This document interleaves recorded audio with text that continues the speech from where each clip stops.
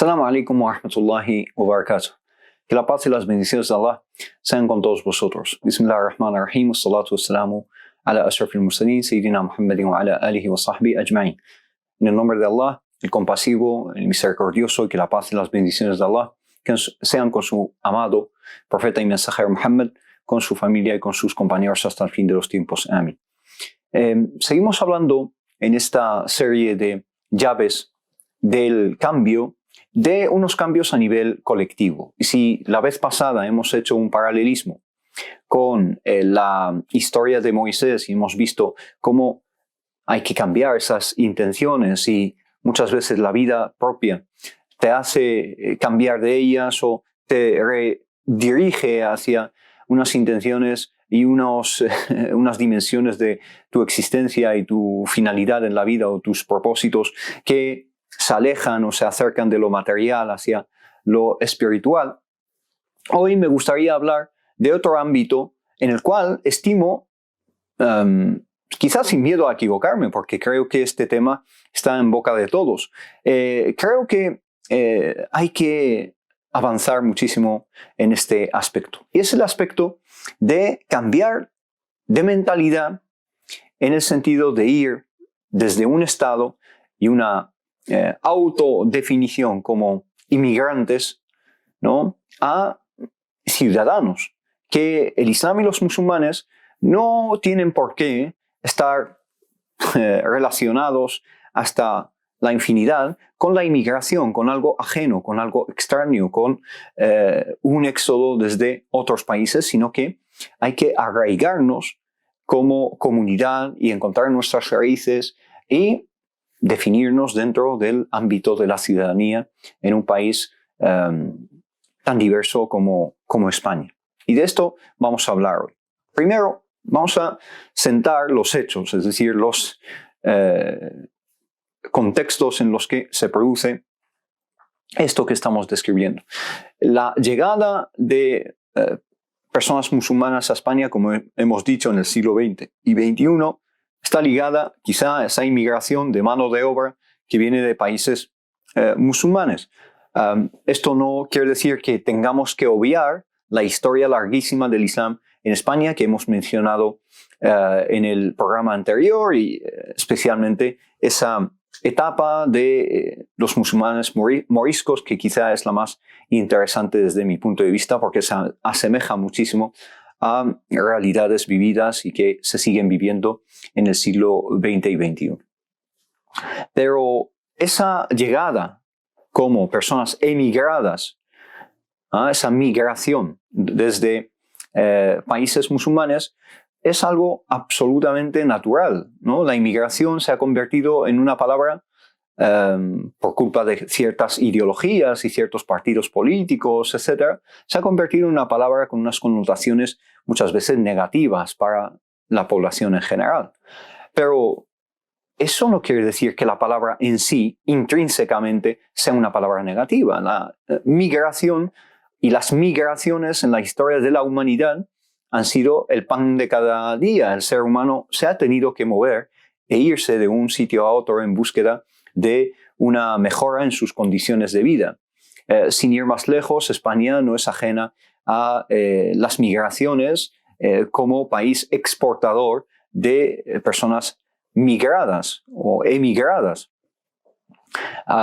Estamos hablando especialmente a partir del siglo XX con la Guerra Civil Española y cómo ha habido un éxodo de personas hacia países latinoamericanos y hacia países europeos, sin ir más lejos, como Francia, Alemania, Suiza, Austria, etc., ¿no? Entonces, no hay nada de malo en ello. Pero lo que sí considero que es algo negativo es que esas personas migradas transmitan esa condición de migración de una forma perpetua a sus hijos y los hijos de sus hijos. En este sentido, estamos hablando de una perpetuación del estado o la condición de inmigrante. Y hablando de la palabra inmigrante, me pregunto si yo personalmente, que he llegado en una edad adulta a España, soy una persona inmigrante o emigrada. Cuando me preguntan si eres un inmigrante, digo, no, yo emigré. Yo no emigro todos los días. No es algo perpetuo en mi vida. Yo en un momento dado salí de mi país natal y en ese momento emigré. Pero esa condición de inmigración o emigración no tiene por qué acompañarme el resto de mi vida, sino que en un momento dado he emigrado y ya uno se asienta y se arraiga en el tejido social en el que se encuentra. Y por lo tanto hay que cuestionar incluso estas palabras que utilizamos de una forma gratuita y reflexiva sin analizarlas ni cuestionarlas, ¿no? Entonces, nosotros podemos autodefinirnos como personas que han emigrado, pero nuestros hijos que han nacido en España y han nacido en los países en los que nos hemos arraigado y hemos vivido, no tienen por qué heredar esa etiqueta de inmigrante. Y esto se ve en los medios de comunicación. Todos reconoceréis que en los medios de comunicación, de una forma demasiado frecuente, se refieren especialmente a los jóvenes musulmanes como inmigrantes de segunda generación, ¿no? Inmigrantes de segunda generación. Y eso es algo obsceno incluso, ¿no? Porque no son inmigrantes, son jóvenes, chicos y chicas, que han nacido en España, que son ciudadanos españoles y son musulmanes. Del mismo modo que sus compañeros de clase o sus amigos son cristianos, ateos, agnósticos o de la religión que sea. Entonces, esto se ve incluso en los medios de comunicación con más difusión, más conocidos, ¿no? Estas frases y estas, digamos, denominaciones, nomenclaturas que se ponen a las personas que evidentemente son cuestionables, evidentemente son cuestionables. Y lo que hacen es perpetuar esa autodefinición y esa percepción de los niños y niñas como personas que no encajan en la sociedad en la que están, personas que están fuera de juego, fuera de su contexto social, ¿no? Entonces, esto es algo absolutamente crítico que hay que solventar y solucionar. Y como comunidad musulmana tenemos que resistirnos ante lo que es auténticamente una alienación de la juventud musulmana de una forma consciente o inconsciente y de una forma intencionada o no intencionada. Pero da igual si es intencionada o no, los efectos son reales y esa alienación sí que tiene lugar y como musulmanes tenemos que cambiar eso. Es una llave que tenemos del cambio y al menos tenemos que tomar conciencia de una forma más normalizada y más extendida de este fenómeno que se está dando. La culpa muchas veces es nuestra como padres y madres que no inculcamos esa pertenencia social a nuestros hijos y también la culpa es de todos, no es solo de esos padres musulmanes, sino que también la sociedad en sí muchas veces genera ese rechazo y los medios de comunicación lo magnifican, ¿no?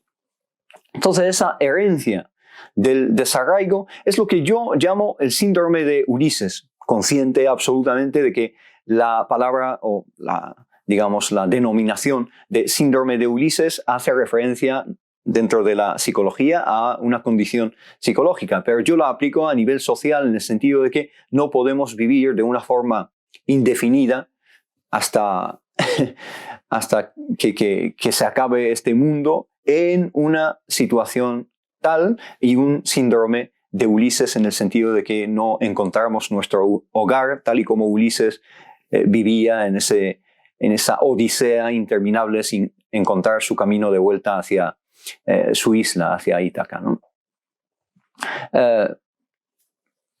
Poner fin a esa condición es una llave del cambio en el sentido de que tenemos que entender de una forma clara y una vez por todas el concepto de ciudadanía. Y es un concepto, desde mi punto de vista, que no hay que complicar demasiado. Es un concepto más simple de incluso lo que plantean muchos políticos. El concepto de ciudadano viene de ciudad, ¿no? Viene incluso de la Grecia antigua, de las ciudades-estado. Una persona que pertenece a una ciudad ya es ciudadano. Antiguamente, por supuesto, eran solo los hombres libres, ¿no?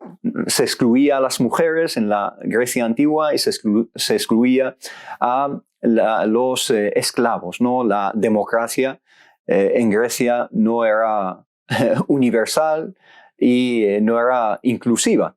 Pero tomando un poco la raíz de la palabra, ciudadanía, etimológicamente y morfológicamente, mejor dicho, viene de ciudad. Si tú perteneces a una ciudad, a un estado, a un país, ya eres parte de ese país. Y una vez que formas parte del país y parte de la sociedad, te beneficia lo que beneficia a la sociedad, te daña y te perjudica lo que perjudica a la sociedad, te hace feliz lo que hace feliz a tus conciudadanos y te entristece y te, indigna lo que indigna y entristece a tu sociedad. Entonces, la ciudadanía es un concepto que desde el punto de vista de la comunidad musulmana es un concepto necesario desde mi punto de vista que tenemos que interiorizar, absorber, asimilar y comprender de una forma profunda y transmitirlo a nuestros hijos. Si algo tenemos que transmitirles, además, por supuesto, de los valores islámicos en los que se hace muchísimo hincapié y que son esenciales y necesarios, no digo que no, pero también paralelamente el concepto de ciudadanía es un concepto igualmente necesario para su desarrollo social y es un mecanismo y una herramienta que tienen a su disposición para ubicarse y arraigarse en la sociedad en la que viven. Entonces, estos conceptos son conceptos que a priori parecen totalmente ajenos al ámbito islámico, al ámbito religioso, espiritual. Pero es que me resisto a que surja un cisma entre lo que es la ciudadanía y el ámbito social y la espiritualidad y la religiosidad, porque una cosa se entremezcla con otra y son absolutamente inseparables. No se puede hablar de un desarrollo religioso espiritual sin hablar también de un desarrollo a nivel social, ¿por qué no a nivel económico, a nivel de inclusión social, a nivel de participación política, etc.?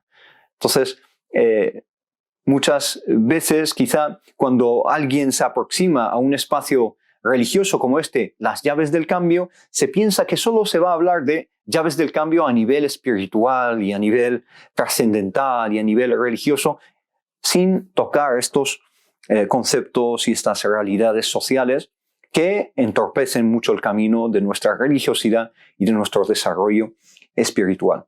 Entonces, inshallah, seguiremos hablando en los próximos espacios de estos conceptos para simplemente arrojar un poco de luz de una forma genérica, sin entrar en muchos detalles, porque el tiempo no da más de sí, pero al menos llamar la atención a su importancia, que desde mi punto de vista es crítica, y lo digo desde la experiencia, desde realidades que he visto en diferentes puntos de España e incluso en otros países en los que he estado y he vivido.